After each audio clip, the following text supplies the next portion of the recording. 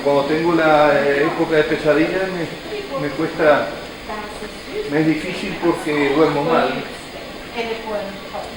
Entonces ando un poco cansado. ¿Y qué recordás en esas pesadillas? Bueno, es mucho de tiroteos y de gente que es torturada y ese tipo de cosas.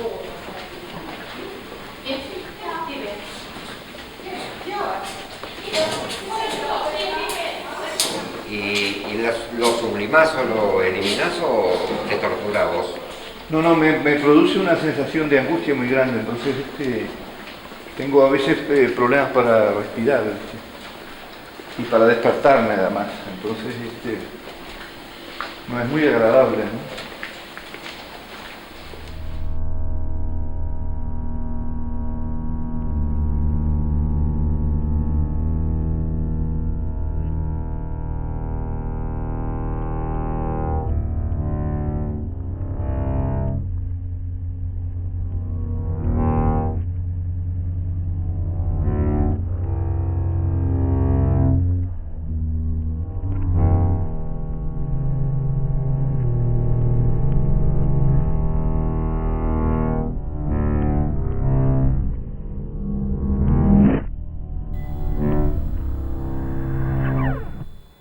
Sí, yo quiero saber.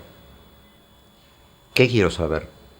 Quiero saber cómo vivieron aquellos que, a diferencia de mí, se quedaron en el país, algunos viviendo cotidianamente y otros en la cárcel.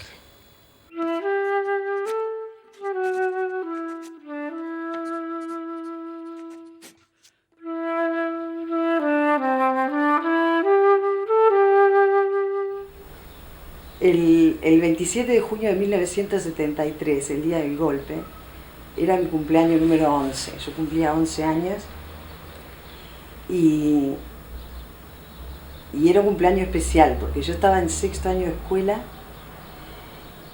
y yo sabía que ese día me iban a regalar un reloj. Era mi primer reloj.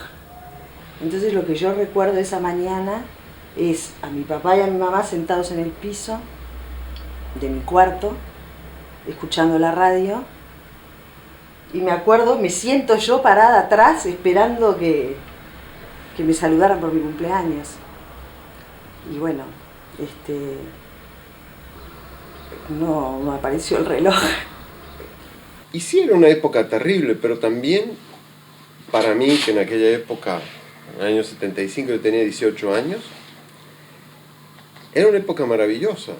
Nunca, jamás, a mí que soy un cinéfilo empedernido, en el resto de mi vida he visto tanto cine de tanta calidad, con tanta variedad.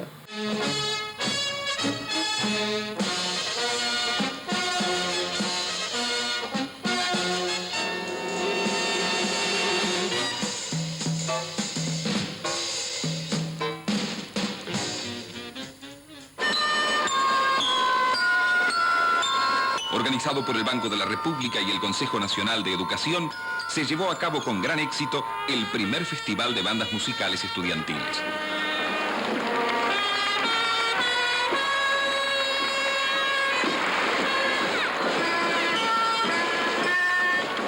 Una hermosa fiesta de nuestros jóvenes estudiantes.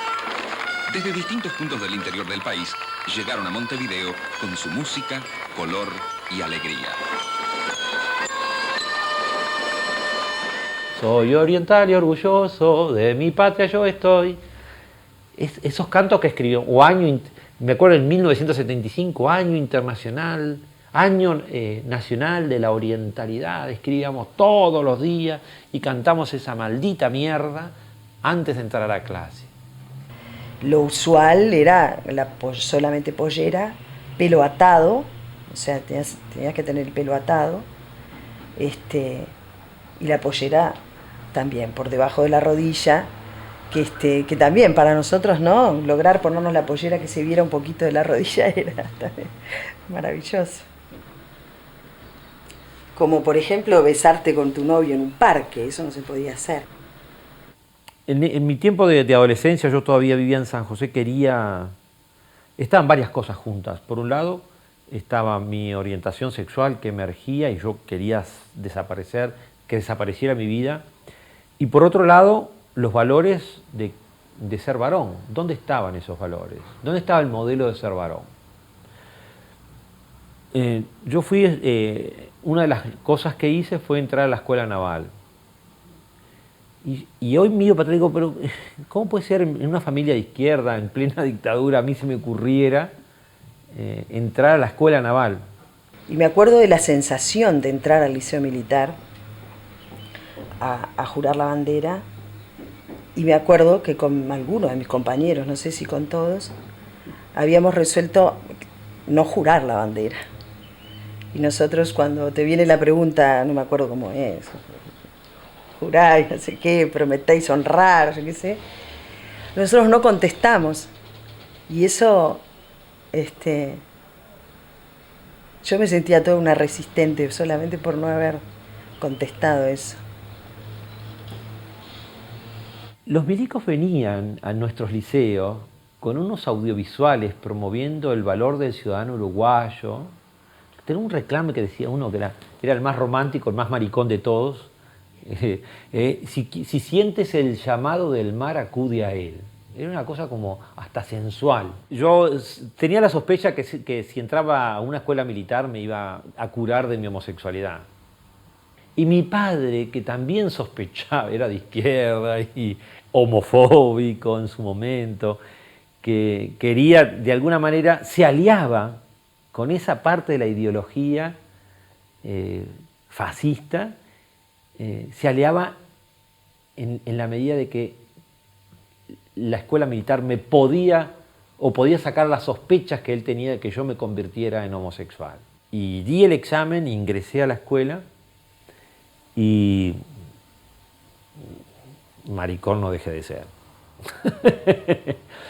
Entrar a la universidad con una barba incipiente, me dice, no podés entrar, me dice el policía, el que estaba en la puerta, sabíamos que era milico, hacía el portero. Dice, ¿por qué? La barba. Tenés que estar igual que en la cédula. Sí, pero en la cédula yo cuando la saqué tenía 11 años, me creció la barba. Dice, no, te tenés que afeitar la barba. ¿Y era eso? ¿O sencillamente no entrar a la universidad? En literatura dábamos clásicos. No había autores nacionales, por ejemplo. Yo no recuerdo haber estudiado ningún autor nacional. La filosofía no existía directamente. No aprendí nada. Había un movimiento cultural subterráneo en el cual gente inquieta, que habíamos muchos, nos habíamos refugiado. Daba como un cierto placer adicional al disfrutar de las películas, porque además prohibían las películas más absurdas, ¿no? O sea, por ejemplo, Tarkovsky estaba prohibido, cine ruso era difícil de ver. Un amigo mío decía, en cualquier momento prohíben a los hermanos Marx. Me acuerdo de mis padres siempre pendientes del tema, ¿no? Siempre pendientes de quién había caído preso, quién no había caído preso, entonces si fulano había caído preso, quién venía después, y toda esa cosa, eso era como un tema permanente. Alguien me había denunciado, me tuvieron 24 horas preso en un cuartel preguntándome sobre cosas y sobre gente que yo no tenía la menor idea. Era un muchacho que, para ganar tiempo y que sus compañeros tuvieran tiempo de escaparse, me denunció a mí. Y me vi frente a 4 gorilas que me empezaban a interrogar sobre nombres y cosas que yo había supuestamente hecho. Y yo lo único que pensaba era, estos animales, ¿cuánto tiempo estarán pegándome antes de darse cuenta que no sé nada y que no tengo nada que ver? Es falso que en una dictadura si no te metes en nada no te va a pasar nada, es mentira.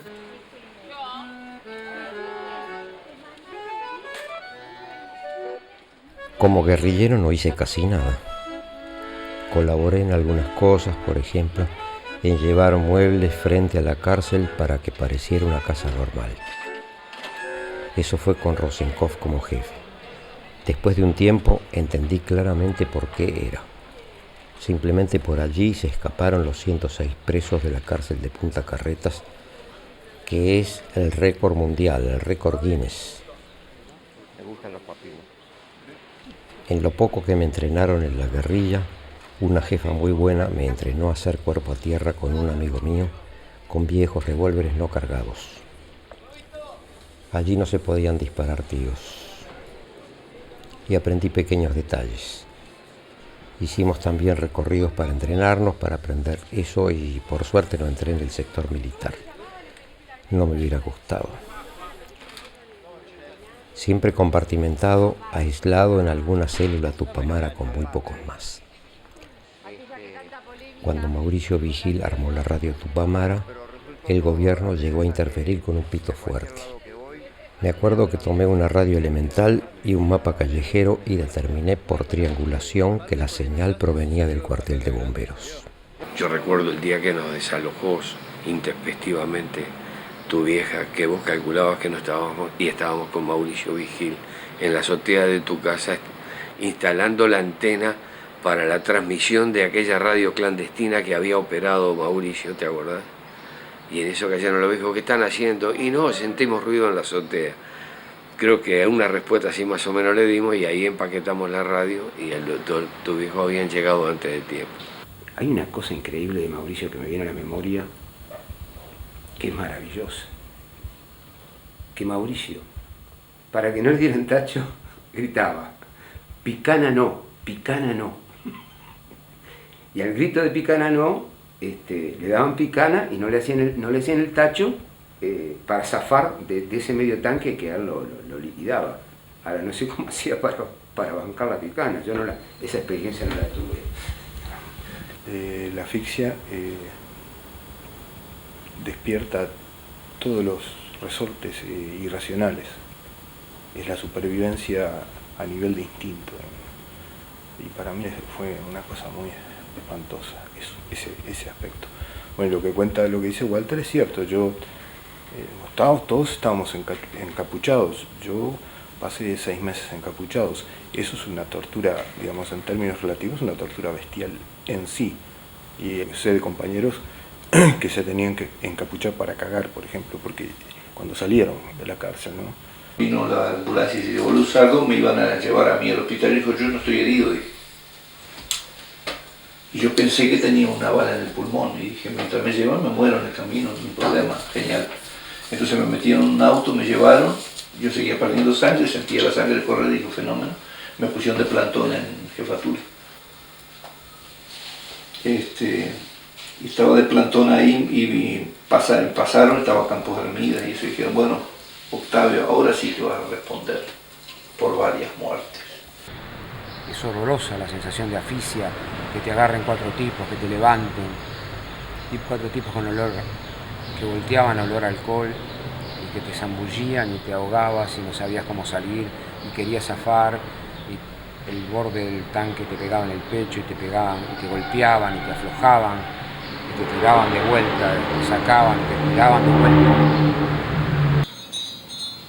Y tenía que hacer fuerza, así, para meterte en un tacho de 200 litros y sacarte y meterte y sacarte y meterte. Y bueno, vos pesás tus 70 kilos, se cansan, ¿no? Además te tienen en el aire y te golpea, y golpear cansa también, aunque estés encapuchado y esposado de la espalda, ¿no? Me toma el pelo, yo reacciono, si reaccionas es que estás bien. Bueno, y ahí empezó la viaba de verano.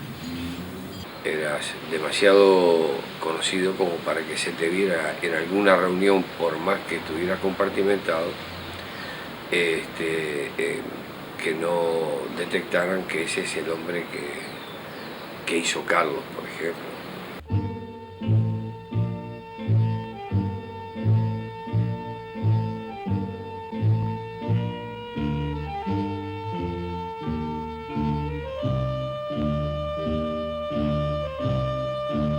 Caminando por todos lados, en fin, como un hombre que anda buscando su trabajo, buscando su oficio otra vez. Vamos a ver qué sucede, o qué.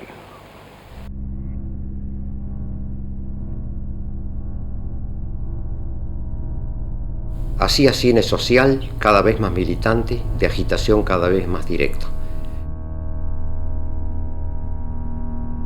Finalmente, con compañeros, fundamos la Cinemateca del Tercer Mundo, que resultó ser la primera de muchas similares en el planeta.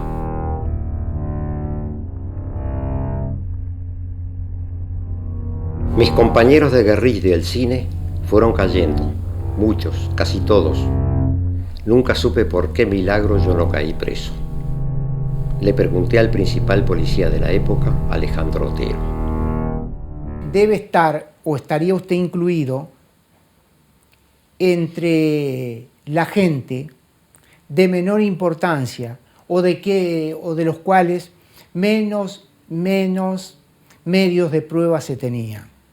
Todos ellos fueron detenidos, fueron procesados en los términos que establecía la ley, en las condiciones que determinaba la ley, en los tiempos que fijaba la ley en sí. Le gustaría saber, yo no se los voy a decir, si yo colaboraba directa o indirectamente con los medios de seguridad del Estado. No se los voy a decir.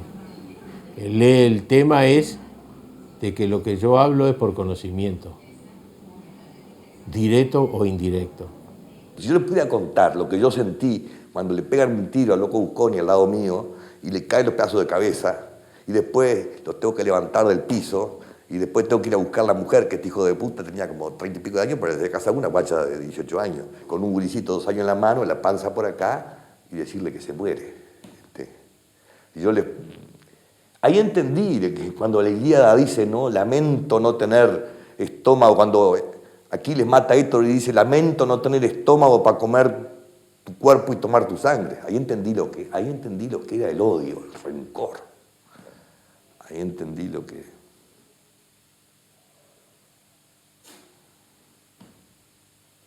Oh. Y trabajaba en negocios inmobiliarios y trabajaba también, colaboraba con los servicios de seguridad. En su momento fui jefe de operaciones del CID, el Servicio de Información de Defensa, que es el órgano de máximo nivel de inteligencia. Y el órgano de operaciones es lo más importante, es el que está en la calle. La policía que le puso el pecho a las balas hasta que fue desbordada, traicionada en parte por el sistema político y en parte por algunos jueces a los cuales la policía llevaba tupamaros presos, arrestados, detenidos, y al juez se le escapaban por la ventana del despacho o le salían disfrazados con el abrigo del juez. El drama era que vivíamos dando trompadas en el aire. Nunca encontramos a nadie. La policía luchó a lo largo de años contra los tupamaros. La policía armó un muy buen esquema de inteligencia y le permitió después a las fuerzas conjuntas, a las Fuerzas Armadas, ahí sí, ya cuando entró el ejército con todo su peso específico, los tupamaros duraron muy poco tiempo. Estamos con la sangre ardiendo, había 18 tupas.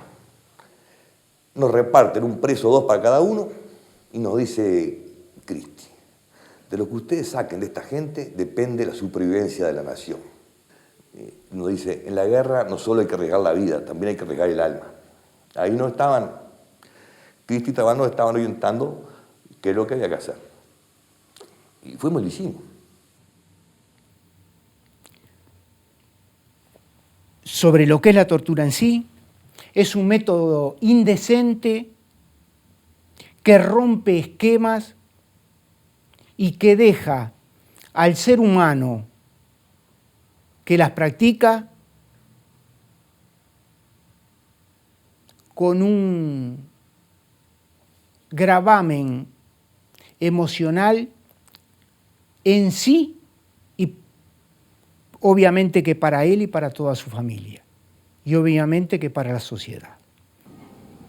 De repente puede haber habido algún interrogatorio intenso en algún caso aislado, yo no lo vi. Y el que estaba en la joda, que se joda. Y el que no estaba en la joda no tenía problema, porque eso es lo que realmente ocurría. Pero después el tema era que era sí o sí, no había otro. Y funcionó. Hasta los 3-4 meses, ya en agosto, septiembre, ya hablamos de explotación del éxito. El MLN estaba derrotado militarmente. Estaba ganada la batalla, lo que no quiere decir ganar la guerra. La guerra no se gana hasta que se quiebra la voluntad de combatir el enemigo. ¿Por qué no se procedió de otra manera? ¿Qué era lo que ejercía ese poder de mando en el país que llevó a que se quebraran los procesos constitucionales? En general todos tenientes de Artigas, gente que hacía una profesión especial dentro del ejército, al integrar una logia que hacía una profesión, una vocación especial de servicio, de sacrificio, de trabajar para las Fuerzas Armadas y la patria. No entiendo por qué tuvo las derivaciones que tuvo posteriormente y sobre todo el quiebre constitucional, cuanto que políticos y militares y personajes influyentes de la política de nuestro país conocían perfectamente todo lo que estaba sucediendo y podían haber obtenido y haber pautado hechos que determinaran que en nuestro país no se viviera esa tragedia que se vivió y que tanto le costó al país. El sentir ciudadano era que le encantaba el golpe de Estado porque se terminaba de una buena vez con el Parlamento, todos los politiqueros que estaban lucrando a costilla del Estado, no hacían nada por la ciudadanía y la ciudadanía vivía padeciendo un montón de carencias. Y bueno, se terminó el Estado de Derecho. Las obras permiten una plena ocupación en el sector, determinando además un importante incremento en otros rubros como exigencia del intenso ritmo de la construcción. Los empresarios afirman que este boom de la construcción se debe fundamentalmente a los factores de seguridad interna que ofrece el país, lo que brinda tranquilidad a los inversores. Para mí la dictadura es una especie de vacío, o es un vacío. En la medida que yo caí preso antes del golpe de Estado y cuando salí ya la dictadura se había terminado. Al lado mío había un compañero que ya hacía 2 años que estaba ahí y él se da maña para hacer de pared a pared un agujero. Esa pared recibió muchísimas confesiones y después empezó a recibir caricias y después empezó a recibir más que caricias, promesas. Nos enamoramos. Y yo una noche de esas de largas charlas, no sé, no lo pensé mucho tampoco, le dije, Mario, porque así se llamaba él también, Mario, digo, Mario, quiero tener un hijo contigo. Bueno, se quedó pensando, parecía casi imposible, parecía un imposible. Que nunca dejé interrogar a una mujer desnuda, ¿no? La ropa interior. No había más remedio que interrogar a las mujeres, porque eran combatientes. La Jessie Mann era tan combatiente, era tan soldado, tan aguerrida y tan efectiva para matar soldados como podía haber sido el Pepe o más, cualquiera de esos que tiene un montón de boletas. No sé si era la bronca hacia los milicos, no sé si era el grito de esa gente que estaba siendo torturada, como lo estuve yo tantas veces en todo ese periodo. Creo que fue también el deseo, el saber que nunca va a salir en libertad, porque yo estaba segura de que ahí la quedaba, que me iban a boletear en cualquier momento. Y querer dejar algo mío atrás, algo que fuera mío.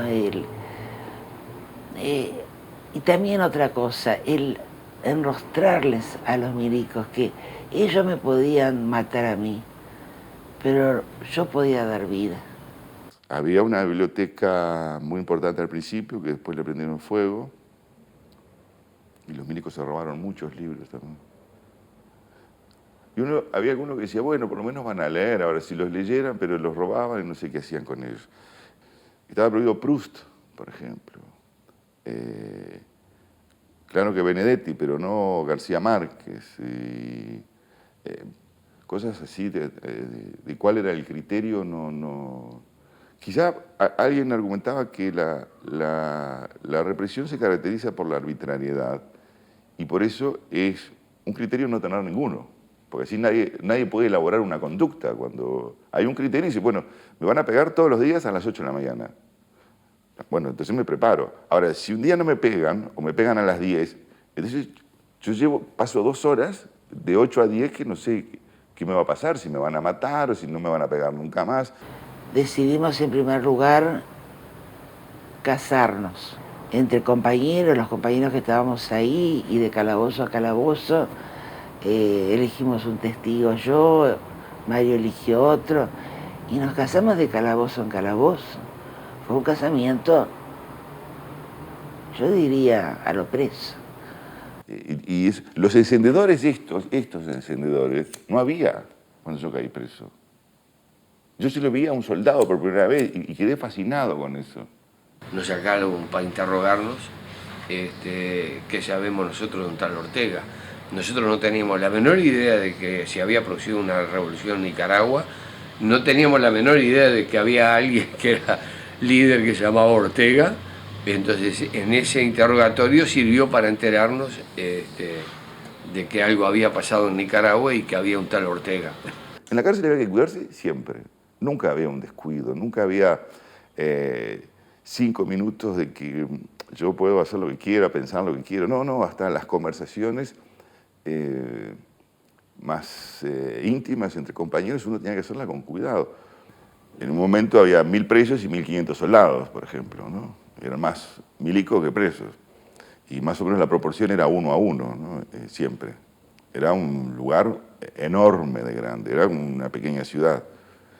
Y él le dijo a este buen amigo, porque al final resultó un muy buen amigo, si él podía en esos días quedarse de guardia. Y le dijo que sí, creo que lo tomó a la ligera, él no sabía que era para tener un hijo, él pensó que era una calentura del momento, incluso vino a mi ventanilla, a mi mirilla, y me dijo en broma, bueno, si llegas a quedar embarazada y tener un varón, le pones mi nombre. Yo pensaba, si vos supieras. Y así fue, estuvimos juntos 6 veces en total. Después de derrotada la guerrilla tupamara, me pareció que la situación se había tranquilizado, pero de todas maneras había perdido toda posibilidad de ingresos. Así que resolví irme a Venezuela, donde tenía amigos, con la esperanza de ganar un buen dinero en 3-4 meses y volver al Uruguay, lo que era una estupidez absoluta y total.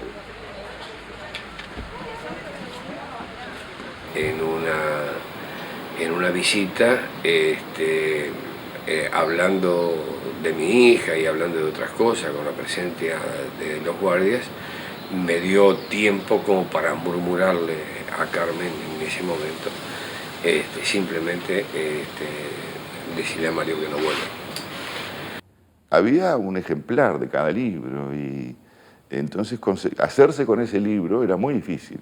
Entonces uno hacía unas largas listas que una vez por semana un compañero las recogía, las mandaba a la biblioteca y al otro día, a la semana siguiente venían los libros que uno había pedido.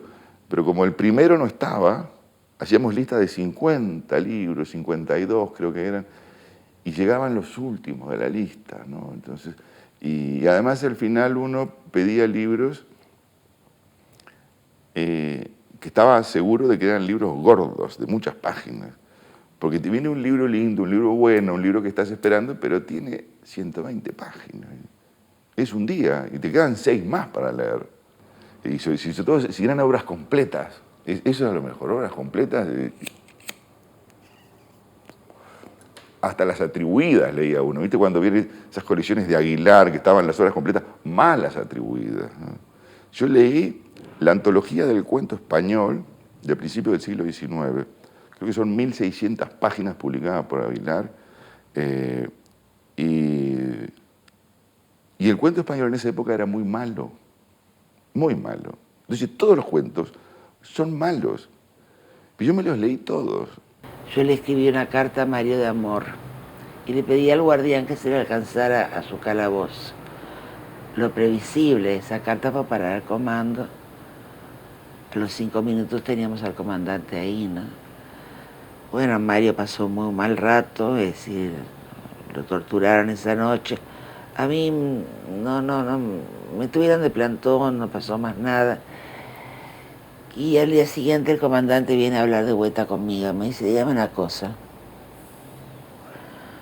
¿Usted qué piensa de la vida? Me dice. Usted no sale más de acá. ¿Qué piensa en amores? No entiendo. Sí, no tiene nada que entender, le digo, comandante. Yo me enamoré de Mario está enamorado de mí. Lo que es más, hemos decidido casarnos por poder. Bueno, el hombre no podía más de la sorpresa. Se le fue el enojo, se le fue todo, quedó medio como en blanco. Por lo menos con eso nos cubrimos de que ellos pudieran decir que el hijo que iba a tener, o la hija, era fruto de una relación con un milico, que era lo que más miedo teníamos. Y un preso lee las etiquetas de los frascos de medicamentos que no entienda nada, lee cualquier cosa, el papel del jabón, lo que sea. Y con eso, bueno, su cabeza elabora otros mundos. Y bueno, y tal vez los malos libros me hicieron creer que yo también podía escribir. Digamos, ellas muchas provocaban a los policías como para sufrir una satisfacción sexual. Y buscando al mismo tiempo, algunas que eran retorcidas en su mente, buscaban quedar embarazadas. Para de esa forma condenar al policía que había hecho ese hecho. Vio el poncho, vio la barriga y me mandó un examen ginecológico. ¿Usted quiere saber si yo estoy embarazada? Bueno, se lo digo yo, sí, estoy embarazada.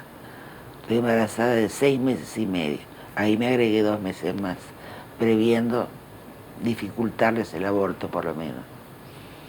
Hubo un caso de un capitán en el 9º que tenía una tupa en el cuarto, que no estaba gritando, no me torture, estaba gritando de placer. Y lo agarró el jefe en ese entonces, Nelson Rodríguez, después general, y lo pasó a la cárcel, lo hizo pelota. Me dice, ay, pero por favor usted no me va a decir que en los cuarteles se viola a mujeres. Me vinieron ganas de decirle muchas cosas en ese momento, porque yo misma había sido violada en el cuartel 2 veces. Pero no le dije nada, le dije, no, mire, le digo más, el hijo es de mi marido, estamos casados, mire mi alianza. Nunca dejé a nadie reírse, que a veces los tipos entran a reír de los nervios, ¿viste? Quedan, porque es una situación de mierda. Nunca dejé a nadie. ¿Que hubiera algunos? No tengo duda que hubiera algunos, pero eso, como el caso Hellman, no era la regla, al revés, es la excepción que la confirma, no la desvirtúa. Esas cosas no se toleraban. Y empezaron a tirar golpes y a amenazar con el aborto. Pero yo me di cuenta de una cosa muy importante. Ninguno de los golpes que me tiraron fue en el abdomen. Y hubo un periodo en que, por ejemplo, escuchábamos Radio Pekín en la cárcel. Grababan los informativos de Radio Pekín y nos pasaban por los parlantes. Sí, no es un cuento chino, es la verdad. Y ahora, el Radio Pekín no decía nada. Se firmó el acuerdo entre el primer ministro chino y el primer ministro no sé qué de una isla del Océano Índico contra el hegemonismo, por ejemplo, ¿no? Los presos crearon una radio autorizada, digamos. Y comenzaron con muy poca cosa. Y luego la radio fue creciendo, tenía una redacción permanente, tenía programas de música clásica, programas de jazz, programas de tango, noticias culturales. Y el programa de tango que lo hacía Miguel Ángel Olivera, creo que nunca se ha escuchado un programa de tango tan importante en el Río de la Plata como el que él tenía, ¿no? Y los domingos de mañana, a las 7 de la mañana, pasaba Gardel. Y llegó a ser tan importante el programa de los domingos de mañana, que si algún día se atrasaba 3 minutos, uno empezaba a darle bronca en la celda, ¿no? Pero también la radio era un mecanismo de tortura. Por ejemplo, nos pasaban la Vuelta Ciclista del Uruguay, 10 días de corrido. Entonces llegamos a escuchar, creo yo, 6 partidos de fútbol por fin de semana. Obligatorio, con parlantes que estaban afuera de la celda, ¿no? Y cuando hay un parlante acá en la oreja, no se puede hacer nada. No se puede leer, no se puede escribir una carta, no se puede conversar, no se puede hacer nada. Entonces lo mejor, en vez de oponerse, era escucharlo. Escuchar con ganas la Vuelta Ciclista del Uruguay, por ejemplo. Arrimar, arrimar. Somos aire nuevo de la primavera, contra nuestra voz no hay barreras. Sobre el aire oscuro vamos a vencer, andamos formando un amanecer. Sobre el aire oscuro vamos a vencer, andamos formando un amanecer, un amanecer, un amanecer.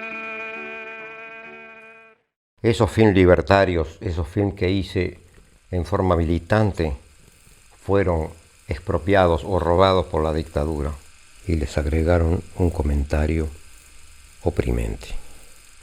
Hace poco los encontré y no sé si con rabia o con orgullo.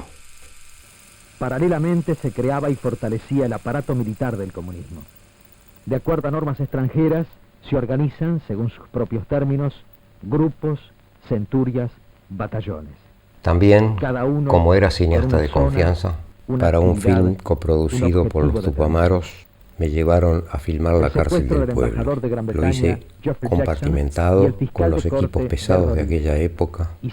Fue una tarea un poco arriesgada y, debo decir, también apasionante. La audacia de los sediciosos excede toda previsión. El que llevó las peores fue Mario. Mario estuvo 3 meses sin parar en tortura permanente. A partir de ahí fue que quedó todo lastimado por dentro y hizo una metástasis y después de sufrir bastante murió al tiempo. Nos sostuvimos hasta ese momento en que nos devuelven a todas a punta de rieles, pero además sacan a todas las mujeres de los cuarteles, a todas las que estaban en interrogatorio, en indagación, todas, vacían los cuarteles de mujeres. Y yo tengo una niña. Y un día yo estaba con un compañero en la celda, el compañero me dice, hay olor a mujer. Que fuera de la celda había olor a mujer. Y yo aspiré y no dije, esta es una locura, ¿no? Porque también podía pasar que estuviera fantaseando y se le materializaba una mujer porque él la pensaba. No, había olor. En todo caso éramos los dos que estábamos delirando. Y nos quedamos en silencio y de pronto, además del olor a mujer, oíamos una voz de mujer. Eso ya era el delirio mayor, ¿no? Y era de día, no era de noche, cuando uno podía estar soñando. Y efectivamente de pronto había una mujer hablando delante de la celda nuestra, y era que había llegado la Cruz Roja Internacional, los suizos, y en la delegación había creo que 2 o 3 mujeres, ¿no? Creo 14 de enero, viene un sargento y me dice, usted está sancionado. No podías preguntar por qué, ni hasta cuándo. Pero lo vi mal y le dije, ¿hasta cuándo? Hasta el 14 de mayo, me dijo. Y yo, bueno, hasta el 14 del 5, me dijo. Era 14 de enero, hasta el 14 del 5. Cerró la puerta y se fue. Yo dije, tiene que estar equivocado, le dije. Pensé para mí, ¿no? Estamos a 14 de enero, 14 del 5 es 14 de mayo. No me van a dejar tantos meses acá adentro. Bueno, a medida que fueron pasando las semanas, me di cuenta que el sargento tenía razón. El 15 de mayo salí al recreo. Pero eso no era ninguna causa, era la lucha de la dictadura contra Carter, que decidieron sancionar a todos, masivamente a todos los presos y dejarlos mucho tiempo adentro de la celda. Digamos, por los plantones, yo había estado, fíjate, 17 días de plantón en un gallinero, aparte de los plantones habituales y aparte de los lugares donde no podía mover las piernas, entonces estaba muy jodido las piernas y me habían autorizado las medias de compresión. Y una vuelta que salgo para ir al baño o algo así, al regreso noto que faltan las medias. Alguien se ve que tenía el mismo problema. Un día desde la isla me afeitan, me bañan y tengo que ir al locutorio y no era día de visita y era la Comisión de Derechos Humanos de las Naciones Unidas. El hombre me pregunta cómo estamos y yo le digo, mire, estamos como usted sabe que estamos,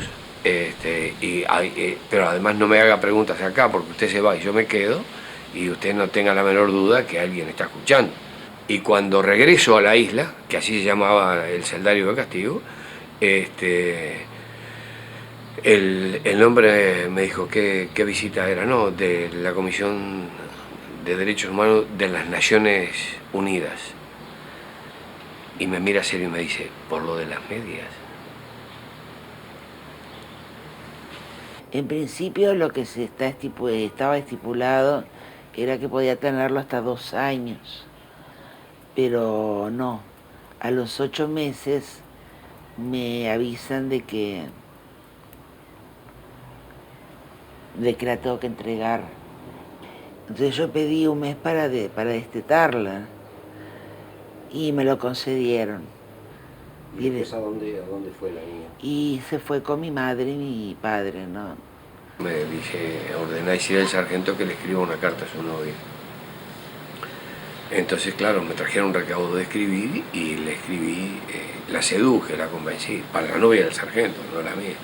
Entonces me especialicé en acrósticos porque me entregaban el lápiz y el papel y yo tenía que hacerlo sobre el pucho, entonces me daban el nombre obligado, Maruja en vertical, y yo hacía un verso obligado. Y entonces los milicos venían, a ver, Rosenkopf no me hace un acrílico de eso. Yo le dictaba una carta de amor que el otro escribía a la novia, y aquí estamos en la guardia y tu recuerdo acude a mis lacrimales y tengo que contener porque un soldado no libera las tensiones que palpitan con tu recuerdo por aquellos conductos donde se sueltan esas gotas saladas que lloran por ti. El aislamiento es muy grande, no hay nada, no hay ni luz, ni agua, nada. Uno se acostumbra, como los animales de la oscuridad, a ver lo que hay en la oscuridad. Y bueno, me hacía una disciplina, me llegaban en el colchón a las 5:30 de la mañana y me lo daban a las 9 de la noche o cuando les viniera bien.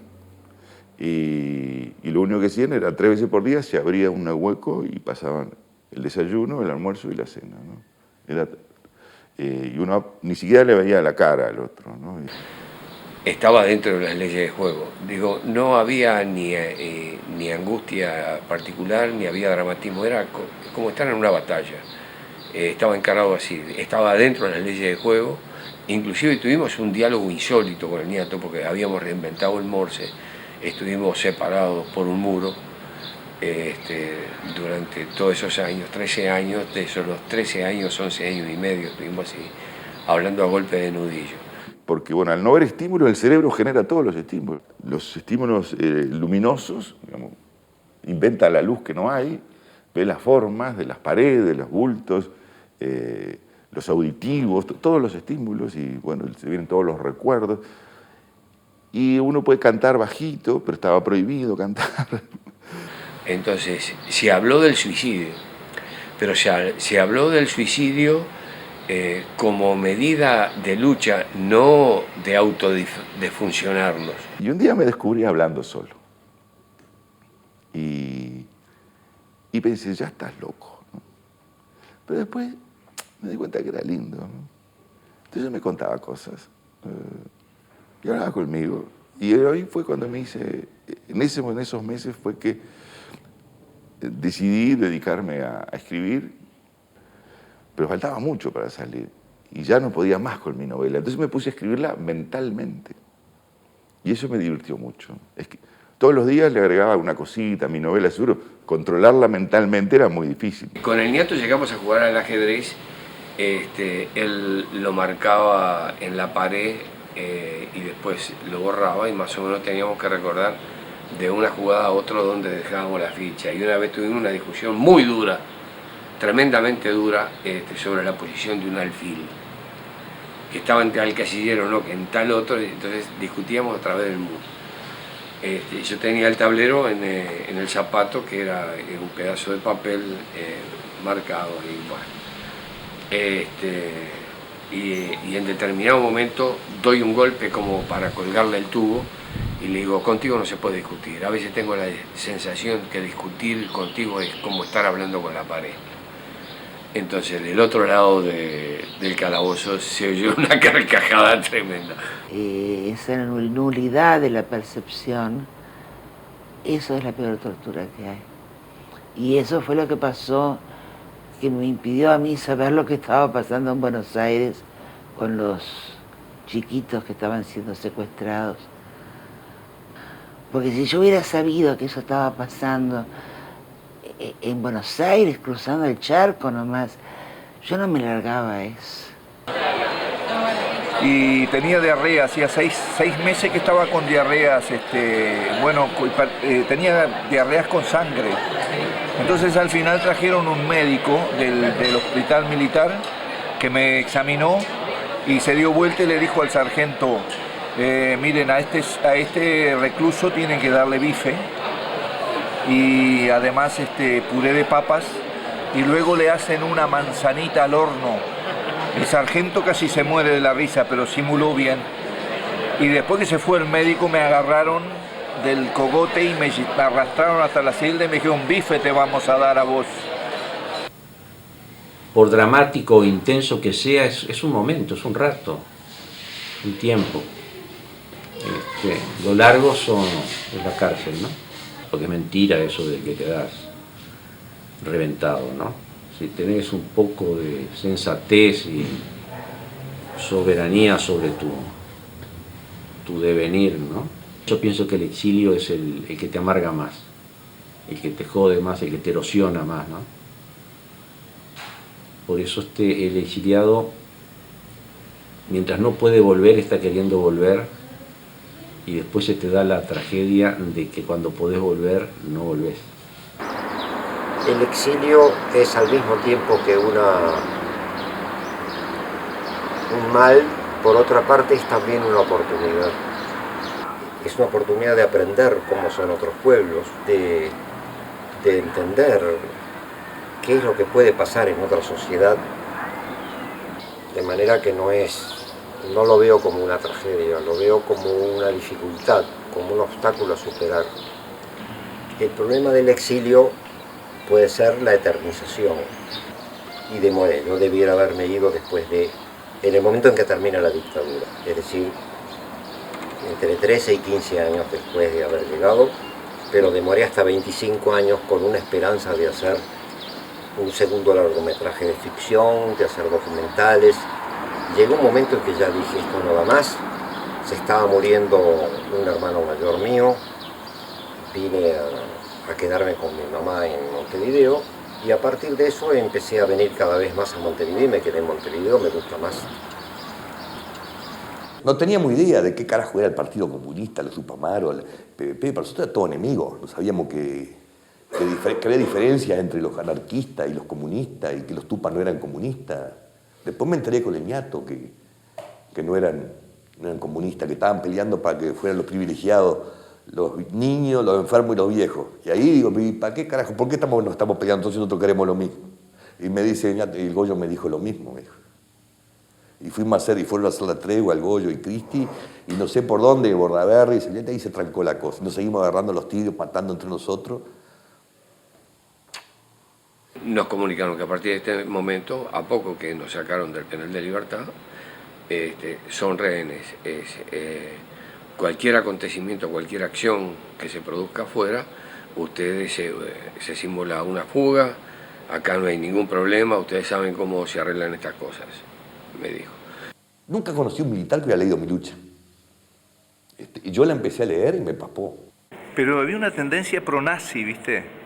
De disfrutar, de hablar de los nazis con mucha admiración. Pero de ninguna manera, pero antisemitismo, nazi, para nada. Estaba Turianki en una de las celdas en la que yo estaba y tenían todo eso de que Turianki, iban y le decían a Turianki, vos tenés todas las maldiciones del mundo, vos sos comunista y judío.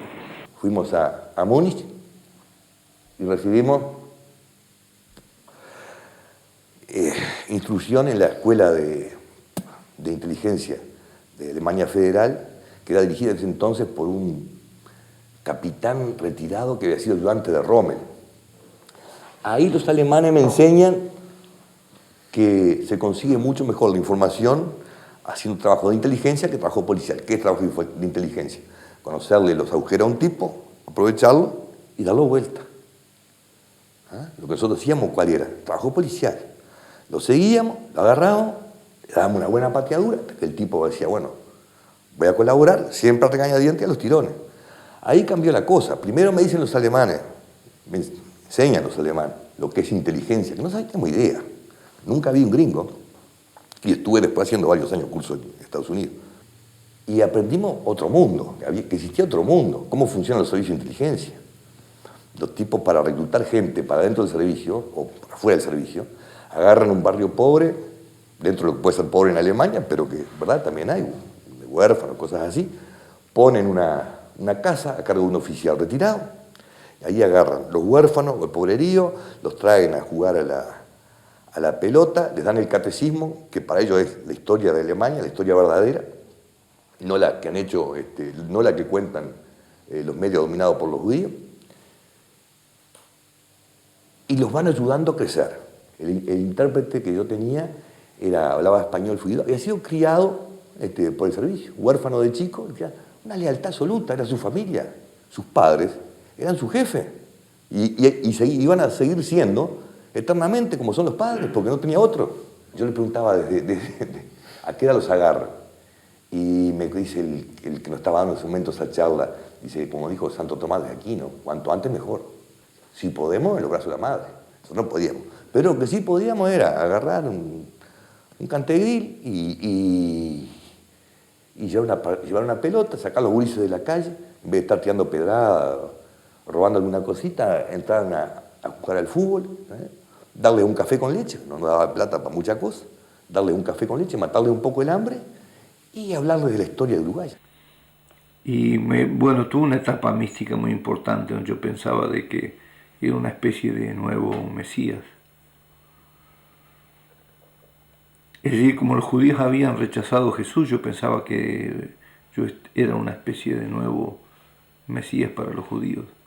Leí el libro de Mormón y vi que José Smith fue acusado de ser el primer comunista de los Estados Unidos, poco después de que apareció el manifiesto de Marx en 1844, que me hizo un poco pensar de que la única manera era leer la Biblia en hebreo. Entonces conseguí de que mi madre comprara la Torá en hebreo y un par de libros de gramática en hebreo. Me los iban a entregar, pero vino el encargado del S2, la parte de inteligencia del ejército, y me dicen, mire, su madre trajo unos libros que tienen unos símbolos raros y no se los podemos entregar. Y yo le dije, bueno, si no me los entregan, yo no voy a dejar de comer y de tomar agua. Y así estudié la gramática y pude leer toda la Torá en hebreo y llegué a la misma conclusión que José Smith. Me dicen los alemanes, los que saben de esto son dos. Los buenos en esto, los campeones mundiales son la KGB y el Mossad. Vengo acá y toco timbre en la embajada de Alemania, mire. Yo tengo este laburo, estoy en esto, no lo sé hacer, me dicen que ustedes saben cómo podemos hacer negocio. Bueno, no sé por qué les interesa hacer negocio y me mandan un campeón mundial, Moshe Elisha, Moisés Elisa, que después me enteré que en español es Juan Pérez, a buscar el nombre. En un país que está peleando por su supervivencia, ¿verdad? Israel venía peleando muchos años no para ser, sino para sobrevivir, para hacer algo.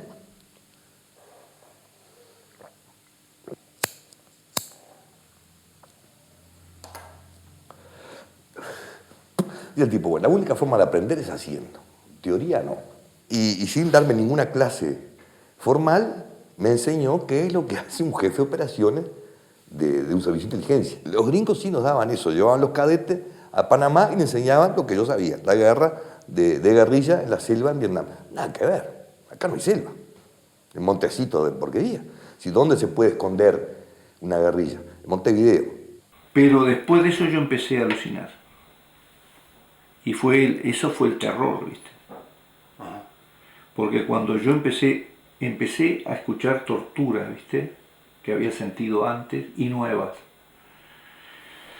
Y estaba todo el tiempo escuchando cómo lo despellejaban en vivo a Mauricio Rosenkopf y al gallego Más, que los arrastraban en un carro contra el piso, un piso de hormigón, y le iban dejando la piel por el piso, ¿no? Y gritaban, ¿no? Y les hacían preguntas y gritaban. Eso era día y noche. Pero eso era fantasías tuyas. Eso estaba en tu mente. Seguro.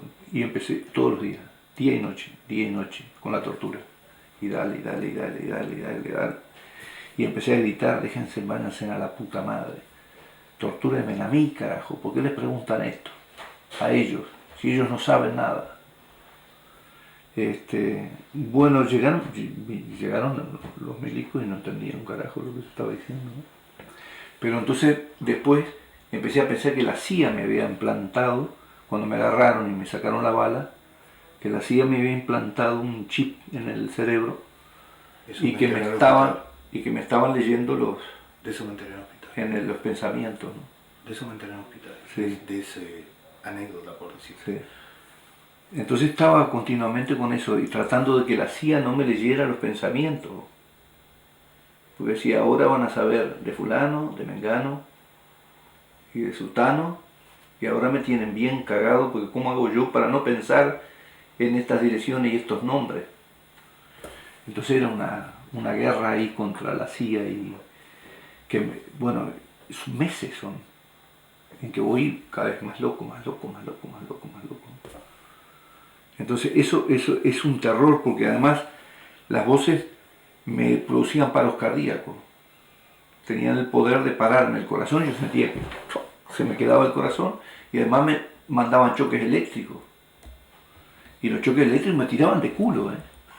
Es decir, yo estaba parado y venía un choque eléctrico y me tiraba contra la pared. Día y noche, no podía dormir de noche. Y dale. Yo cuando me puse muy místico, ¿viste? Eso me dio como una especie de protección, ¿no? Me había puesto una capa y estaba como el Mesías ahí, ¿no? Entonces, cuando estaba en Durazno, ¿viste? Aullaba de noche. Y mirá, yo me ponía a aullar de noche y todos los perros del cuartel conmigo. No te imaginas lo que era todo el cuartel aullando. Entonces venían corriendo y me encajaban unas pichicatas y me bloqueaban. Pero en el periodo ese místico me dejaron de joder, ¿viste? Porque se empezó un poco a correr la pelota que yo tenía poderes y cosas, que estaba medio brujo. Ah, por miedo a la macumba que le podías meter encima.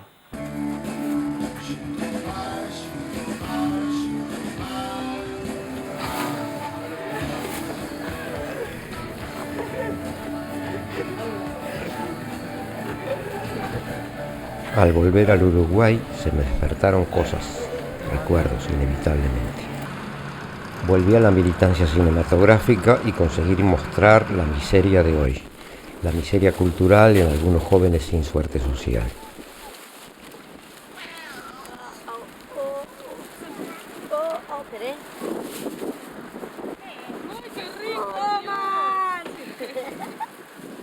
Y uno habla con la gente. Y observé, a través de lo que aparecía en la prensa, en la TV y lo que me hablaban a mí, que todo el mundo tenía la dictadura presente a pesar de las décadas transcurridas.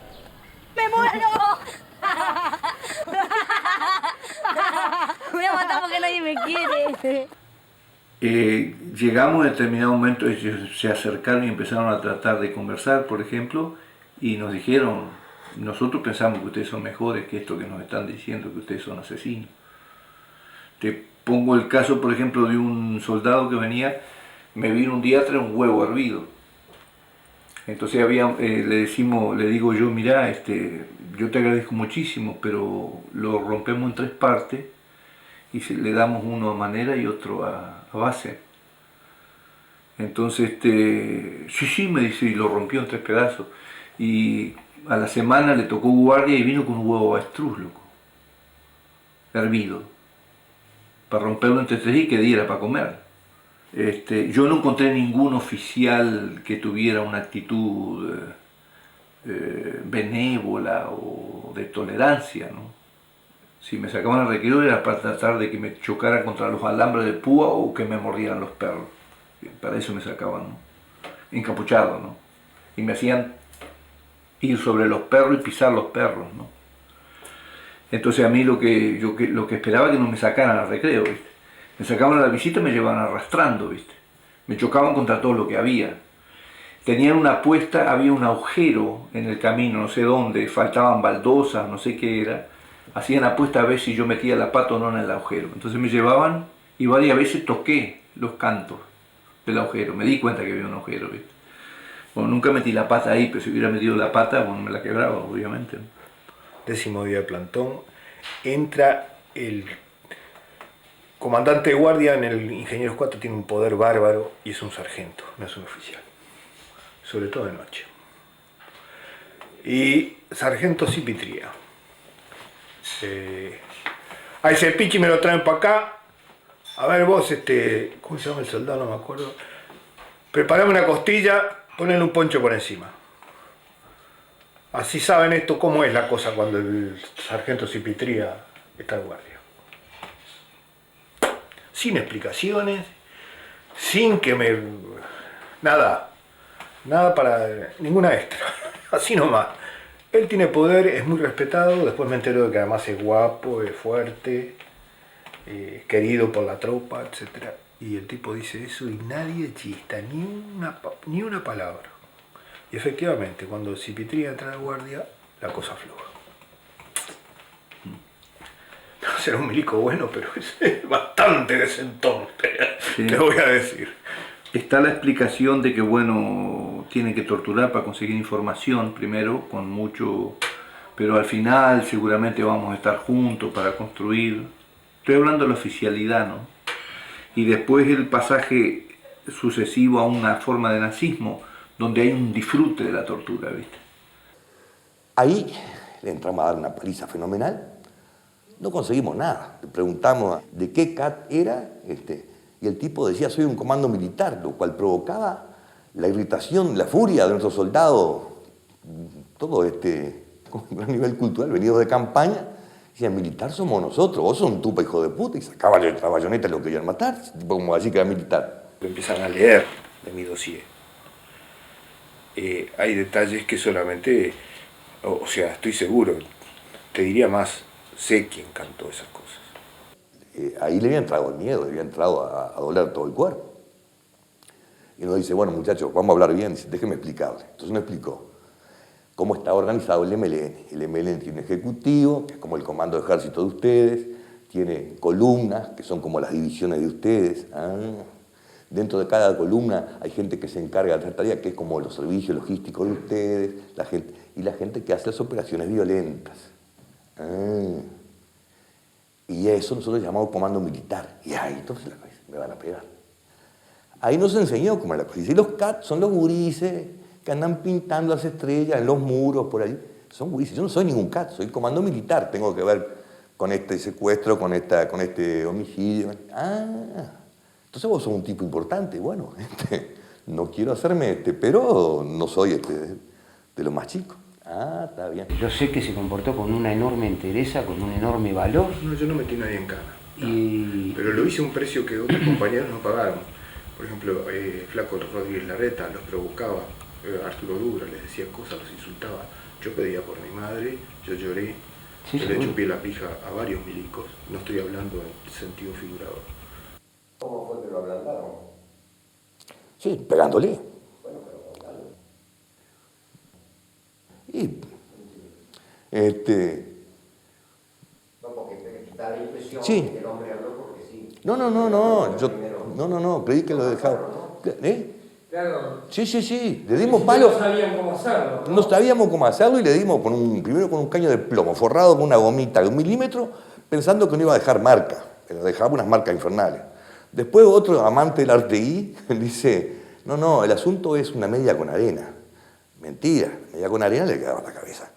Tocarlo y le quedaba la cabeza así.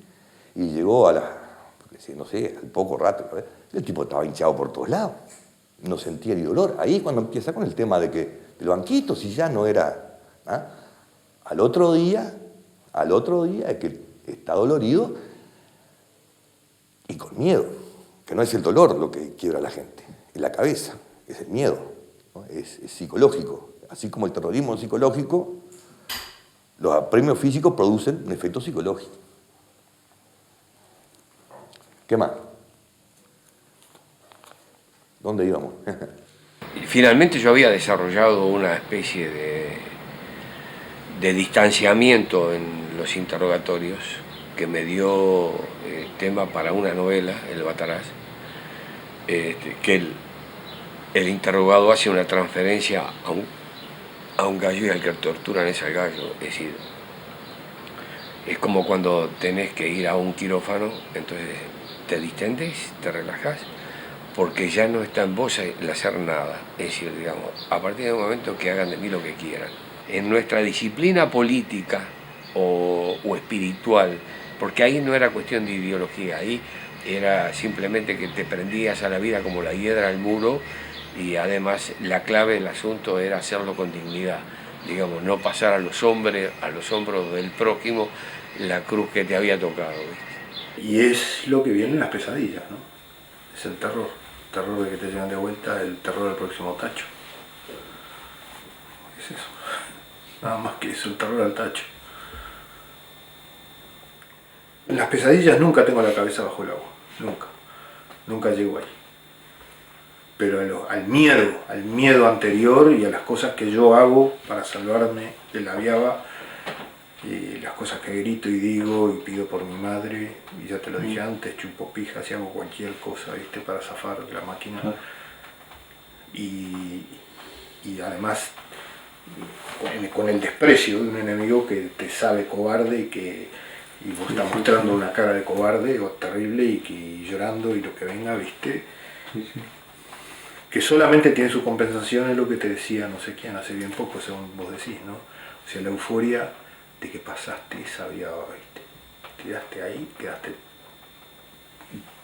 todo magullado, lleno de moretones, vomitado, cagado hasta allá arriba de mierda, pero no salió información. Tortura no es la cárcel, la llamada cárcel del pueblo, por los tupamaros que vivían como bestias. Pereira Reverbel, Frick Davis, el embajador inglés Geoffrey Jackson. ¿Eso no es tortura? Tortura física, tortura psicológica, tortura moral. Las cárceles del pueblo, o la cárcel del pueblo. La gente que estaba ahí, llamados chanchos, que ya es un término denigrante. Sí. Estando en unos huecos sórdidos, ¿no? Porque esa es la verdad. ¿Eso no era parecido a una forma de tortura? No. La tortura es la cabeza bajo el agua. Vamos a dejarnos joder. Sí, no, pero estar encerrado en un hueco húmedo. Es una presión psicológica. No. Sí, es una presión psicológica realmente. Psicológica, sí, física, bravo. Premio físico es eso. Yo no creo que estuvieran encapuchados, por ejemplo. ¿Te parece premio físico? Ni capucha, Diego. Sí, pregunto. Diego, mire, te digo, yo conozco el caso de Diego. Nosotros nos encapuchábamos nosotros, no a los que estaban presos, ¿no? No. La guerra es efectivamente lo contrario a los derechos humanos, es la destrucción del enemigo. Y para destruir al enemigo hay que destruirle los derechos, y hay que destruirle el físico, y hay que destruirle la moral. Eso en parte es la guerra, y por lo tanto nadie se puede asombrar de los enfrentamientos y de la dureza que los enfrentamientos tuvieron. El problema de la guerra es que te lleva como una espiral de violencia, que vos empezás a perder sensibilidad y el norte muchas veces, ¿no? Y yo personalmente considero que yo me puse mucho más duro, perdiendo la ternura. Es decir, endurecerse sin perder la ternura es quizás el arte más difícil que existe. Porque yo pienso que el razonamiento un poco al revés. Nosotros sabíamos lo que hacíamos. Nosotros éramos total conscientes y teníamos que pagar el precio que tuviéramos que pagar. Si nos tenían que matar a todos, era parte del precio. Pero, por ejemplo, nosotros nos diferenciamos totalmente de las organizaciones terroristas, aunque empezamos a volar locales. Nosotros no matamos ningún civil volándolo por el aire. Y ahí hay una diferencia enorme con la ETA y con otras organizaciones que han volado 40 personas que no tienen nada que ver con nada. Nosotros hicimos la diferenciación, nosotros no vamos jamás a torturar a un preso, ¿no? Independientemente de los riesgos que pueda haber, eso está por afuera de lo que es la integridad nuestra, ¿no?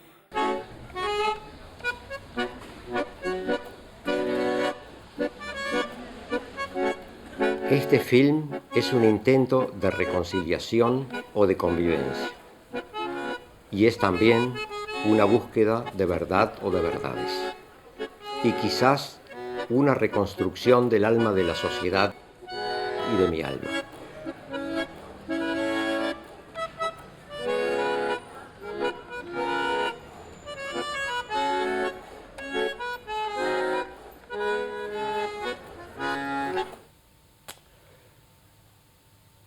Nos destrozaron la vida. Mi generación la mutilaron. Yo a veces miro la posibilidad que tuvieron mis padres de educarse en un país libre, con aquella educación enciclopédica que tenían, que podíamos pensar, y todos los esfuerzos que yo hoy tengo para poder pensar libremente y sacarme las categorías de mierda que tengo instaladas adentro. Es un esfuerzo que no es fácil de hacer, pero la pensaron muy bien, porque lo que querían era eso, querían controlarlos en la cabeza, ideológicamente. Hicieron mucho daño físico, desaparecieron gente, fue eso penoso, pero lo que hicieron con nuestra generación, esa fumigación tan jodida, porque en realidad nos mutilaron el pensamiento, la libertad de este país no crece, y nuestra generación no crece, de alguna manera porque está mutilada. Le digo con total sinceridad y con la mano en el corazón, aprendí lo que es el tema de la reconciliación. ¿De qué nos iba a seguir sirviendo continuar en la guerra extrema que habíamos vivido si había que mirar para adelante? Y eso es el ser humano, ¿no? Saber aprender a reconciliarse y a convivir, salvo aquel que no quiere convivir.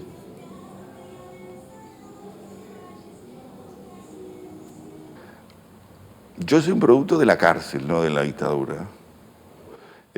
Cuando salí de los calabozos, ahí me puse a escribir mi novela, que era por una vez. Iba a escribir una novela y nada más. No fueron largas prisiones, algunos deberían estar presos todavía con las cosas que hicieron, ¿verdad? Lo que sí tengo claro es que esto así como está no va a quedar, se viene complicando mucho. Viene mal, va a haber lío. Están revolviendo heridas y esto no sirve para construir nada. No vamos a ningún lado con esto.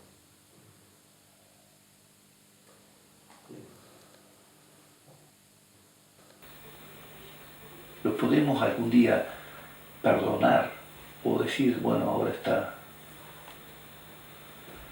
Y Raúl me decía, quizás no usábamos la palabra perdonar, pero amnistiar de alguna forma. No sé, de decir, bueno... esto pasó. Sí. Chao. Y me decía Raúl, borrón y cuenta nueva. Sí, ¿por qué no? El día que se humillen. Porque tienen que humillarse y decir las cagadas que han hecho. Bueno, pero no puede ser, ¿viste? Es decir, yo pienso que ellos tendrán que hacer su vida y nosotros tenemos que hacer nuestra vida. Pero...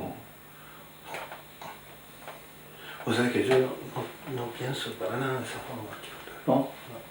¿Vos cómo pensás? Yo pienso que toda la parte de la tortura y eso... Sí. Por suerte le puedo hablar de esto con conocimiento de causa, ¿no? Sí. Un poco por lo menos. Es parte de la ley del juego, ¿viste? Nosotros nos metimos en eso y yo no quiero ni que me perdonen, ni amnistiar a nadie, ni que me amnistíen, ni nada. Por supuesto. Ellos no tienen autoridad moral para amnistiarme y hicieron lo que tenían que hacer. Ah, no, y bueno, yo no estoy de acuerdo, ¿viste? Yo sé que no está de acuerdo. Claro. O sea, yo creo que digamos, la tortura no puede ser el vidrio a través del que vemos todo, ¿viste? Es una experiencia durísima que nos costó a nosotros, y en lo personal entiendo cualquier tipo de venganza. Si a mí me dejan en una pieza solo con el capitán Stocco, va a quedar muy poco el capitán Stocco, eso te lo puedo asegurar. Pero es una cosa personal que yo tengo con él. Pero yo creo que está mal que nos tengamos lástima por lo que nos pasó, ¿viste? Eso te lo decía antes. Sí. Nos pasaron cosas espantosas. Sí.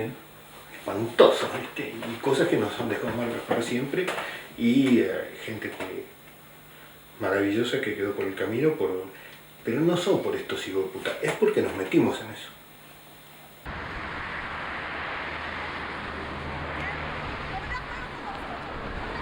Y quise hacer esta película porque sentía que tenía una deuda con todos esos compañeros, los miles que han sido presos, torturados, la gente que vivió en falsa libertad, oprimidos por un sistema terrible en la vida civil, los que tuvieron que perder sus empleos, los que tuvieron que irse al exilio.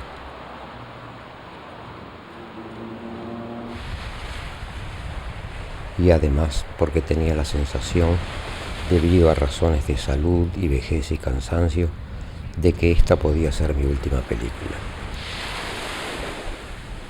Me entró un sentimiento de buscar una cierta satisfacción de descarga, ya que yo en el exilio en forma intencional no hice ni una sola película sobre el Uruguay. Es una deuda que tengo por los que sufrieron, ya que no supe hacer nada contra la dictadura y a favor de mi pueblo.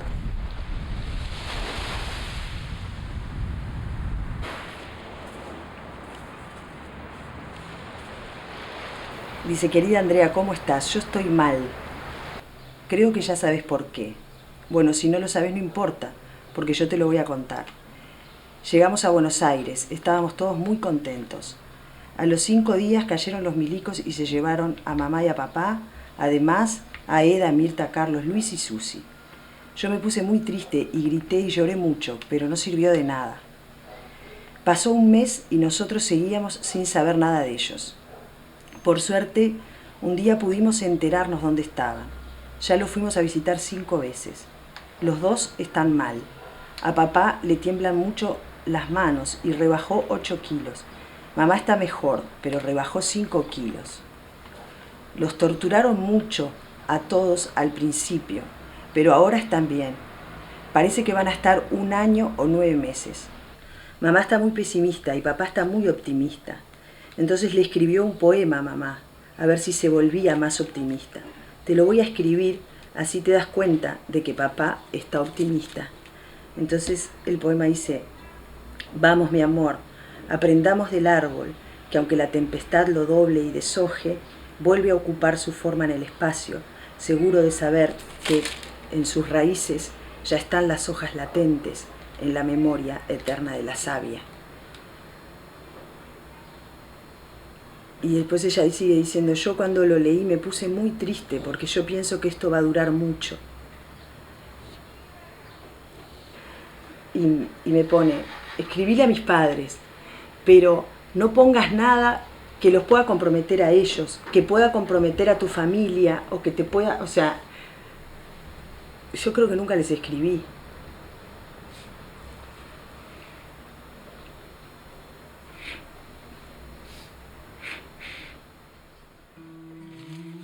Que abrieron crueles cerrojos, tan lacio, tan negro, tu pelo tan linda, ¿no? tu cara morena y oscuros tus ojos, que ahora por siempre me quedó el recuerdo, un recuerdo tuyo muy doliente, como el beso tuyo que quedó en mi frente, como el beso tuyo que quedó en mi frente. Otra vez más. Ajá. Contando los días como siglos tardos, añoro el minuto de la muerte cruenta. No es la misma muerte que paso de largo, no amor, esta es otra, más cruel y más lenta, que ahora por siempre me quedó el recuerdo, un recuerdo lerdo, muy dulce y doliente, como el beso tuyo que quedó en mi frente. 3 veces. Como el beso tuyo que quedó en mi frente, como el beso tuyo que quedó en mi frente. Lindo eso. Eso va a ser grabado, che. Pero estas canciones no están grabadas, ¿no? ¿Quién? ¿No están? ¿El gordo no? No.